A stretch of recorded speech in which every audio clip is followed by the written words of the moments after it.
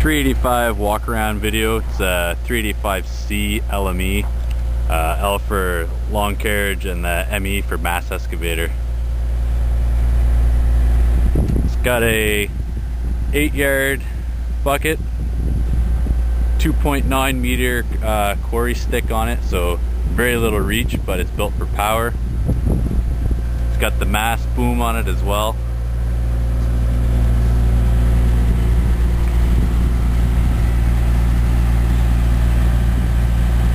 Tracks are a little bit looser than I'd like for the conditions. We've got a lot of hard packed clay, so they're a little bit loose for that. Once you get into wet stuff, you want to loosen them up a bit, kind of like they are now. I thought we'd be in wet loam, so that's why they're a little bit loose.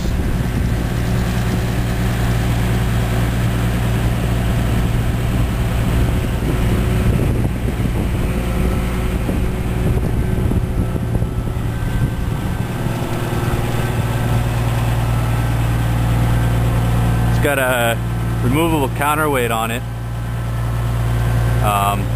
See if I can upload a picture as well. The counterweight's about 11-12 tons, so it's got a piston and a chain in there. You just take the bolts out, the piston goes up, and there's some locks underneath. You just spin those sideways and you lower it to the ground. It goes on a separate trailer when you're floating, just because the whole machine weighs about 85 tons. So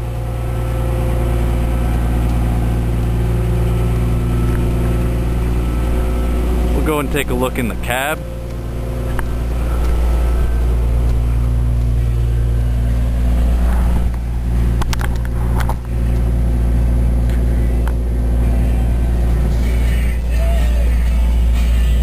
Satellite radio here. Just mute that.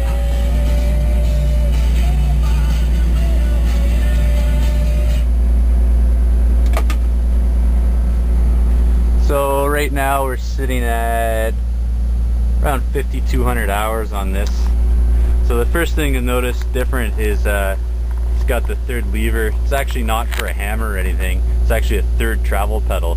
Nice thing about these machines is they're set up for moving a lot of dirt quickly, so you're pretty much always loading trucks. So what they did was they added in the third lever rather than having to kind of push both at the same time, try to keep yourself straight. They've added the third lever. It's both tracks at once and forward back, same as these pedals, just a little bit easier. And as I showed you with the 345, the controls are pretty much all the same. Travel, your auto throttle, stuff like that.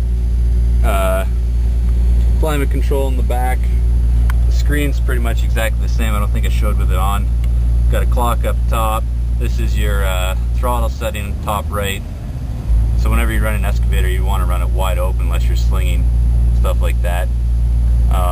From the top, you've got fuel, hydraulic temperature, and coolant temperature.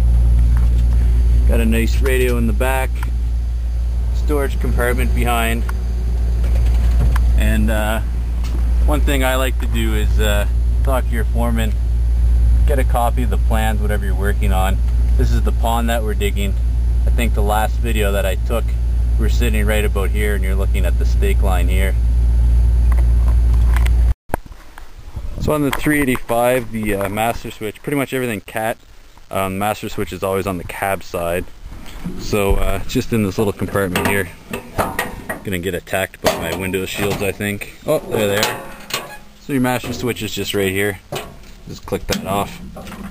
Your fuse panel, a lot of the excavators have the fuse panel inside the cab. The 385, it's located in the back here, a lot easier to get to, work on, rather than ripping half your cab apart. So we'll go up top, take a quick look there.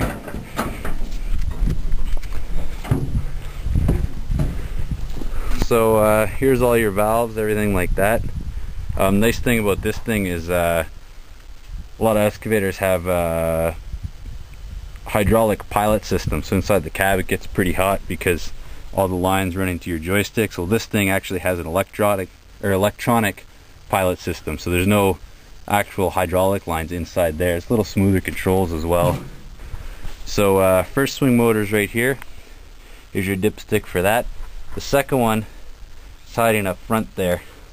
just inside. So in order to check that one, you actually have to have the boom up. I stretch it out for our service guys. I'll show you why in a second. Go back. It's got a double rad system, so one rad here, one rad mid-mounted. Take a look at the engine. It's an Acert C18, so 18.1 liter turbo diesel. Let's see if we can open this up a little bit more. So really nice to work on these because you can get right in. Oil filter and everything's right up front. Dipstick, oil filler right there. Again, when you're back here, you want to check your belts, make sure they're not worn out or anything like that.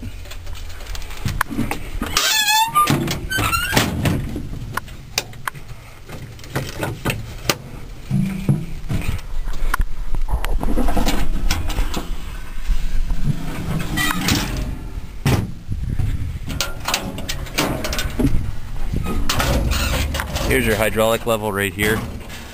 So as you can see, it's over full, but if you check your sticker again, it shows that you have to check it at 90.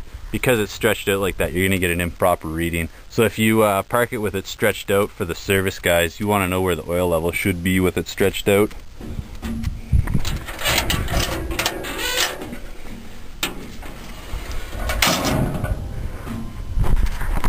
Just the bungee cord right here.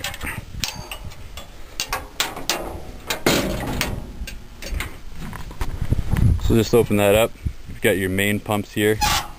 Your air filter in here. Again, when you do your pre-trip, you want to double check, make sure it's empty. This one here, actually, the way the suction works is when it's not running, it'll actually open itself up and self-dump.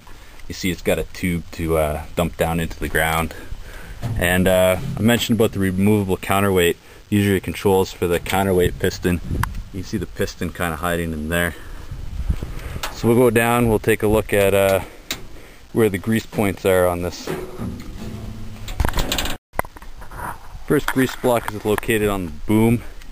It'll go up, get your lift cylinders, stick cylinders, stuff like that. Just hop down here. Got your circle and your lift cylinders as well.